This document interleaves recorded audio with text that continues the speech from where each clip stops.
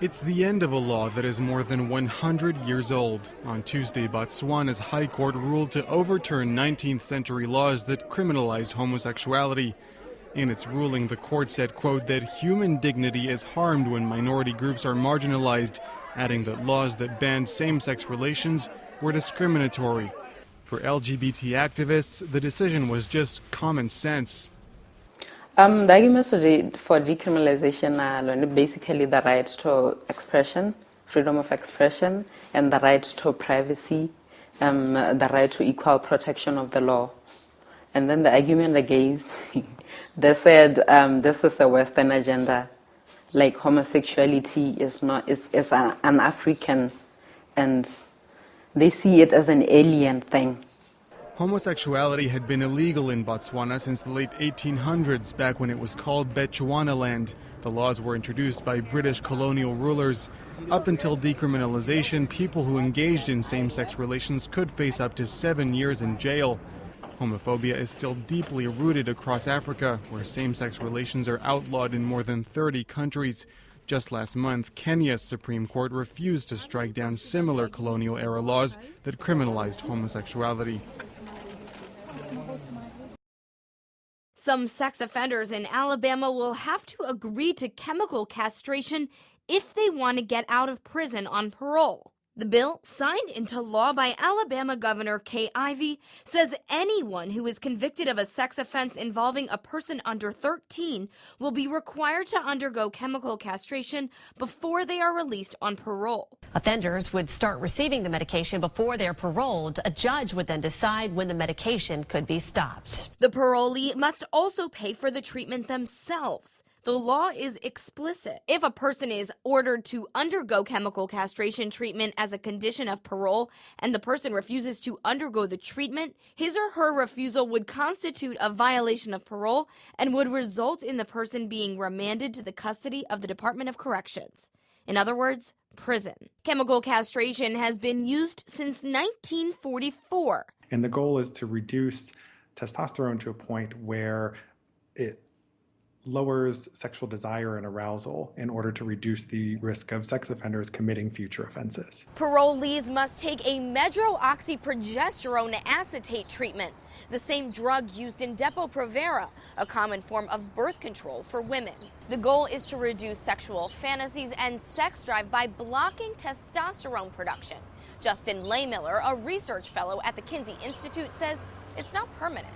This is a drug that needs to be administered on a continual basis in order for it to keep having its effects. Alabama isn't the first to mandate castration. In fact, 8 other states have similar laws. Some states will allow an offender to opt for a surgical castration instead. But according to the American Psychological Association, the efficacy of the procedure is unproven. They do report very low levels of sexual desire and difficulties becoming sexually aroused, and that is linked to a much lower recidivism risk. There are also ethical questions. If it's something where you have informed consent and somebody is informed in advance of what the potential risks are of being on this treatment, then it can be considered ethical and humane. However, when it is forced on someone as a form of treatment, that's something different. The Alabama bill's sponsor, Republican Representative Steve Hurst, began advocating this legislation more than a decade ago. Hurst's original bill required surgical castration. The Supreme Court has not ruled on the legality of mandating chemical castration as a requirement of parole. Power is slowly being restored in Argentina and Uruguay after a massive electrical failure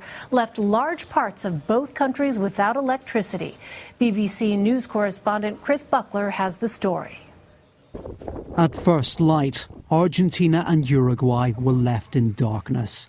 A massive power outage across both countries left tens of millions of people without electricity and crippled communications in city after city.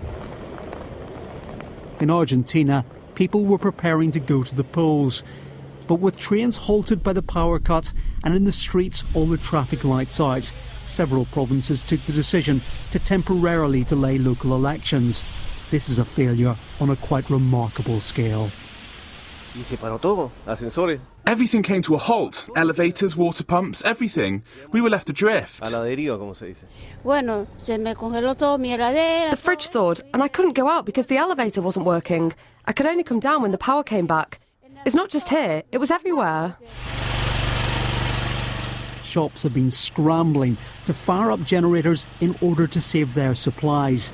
Energy companies say a limited number of their customers have been reconnected, but it's likely to be hours before many have their power restored. The authorities are still investigating the cause of these unprecedented problems. Like so many others, they're still in the dark. Chris Buckler, BBC News. Saudi Arabia and the United Arab Emirates are calling for decisive action to protect energy supplies after 2 oil tankers were attacked this week. President Trump says Iran is to blame. Charlie D'Agata is in the UAE tonight with the latest. The tanker Front Altair in flames and adrift is now reportedly under tow to the United Arab Emirates. It's everything okay. Its 23 crew members, rescued by the Iranian military and detained, are soon headed home too. Iran insists it had nothing to do with Thursday's back-to-back attacks on the Altair and Japanese tanker Kokuka Courageous, despite repeated accusations from the Trump administration. Well, Iran did do it, and you know they did it because you saw the boat. I guess one of the mines didn't explode, and it's probably got essentially Iran written all over it. Images from U.S. military officials show a tanker with a hole blown in its side and what military officials say is an unexploded mine still attached to the hull. Later, the U.S. military released this grainy video footage showing what appeared to be Iranian forces removing the mine and making off with it. Germany's foreign minister cast doubt on the evidence, and even the UAE has stopped short of directly naming Iran. This has only been possible by state-sponsored attacks. Now, investigators here will be able to take a closer look at one of the crime scenes as the Kokuka Courageous arrives here just offshore in the coming hours, and its contents safely transferred to another ship. Speaking of Jeffrey Gundlach, the bond guru is ringing the alarm. Double Line CIO Jeff Gundlach said the Fed is unlikely to cut rates next week. But speaking on his webcast yesterday, he cited growing signs of an economic slowdown. Here with the details of the billionaire money manager's many calls is Bloomberg's Danny Berger. Danny, good to see you. Good to see you too, Nara. Well, 40 to 45%, that's the odds that Gundlach puts on recession this year. And if we take it out to 2020, the bond guru sees a 65% chance odds. He says we're seeing the real effect of an economic slowdown as the trade war starts to bite. So we take this economic picture and we combine it with the bond market signals and we get his Fed odds. He said that he thinks a July cut is a pretty good chance and September is virtually a lock at this point. And he said we might even see a 50 basis point cut. And I want to take you into my terminal because the market seems to agree with Gundlach. The odds for 2 cuts by the end of September is in pink, and it just surpassed the odds for 1 cut in the green here. So you can see the market seeming to agree.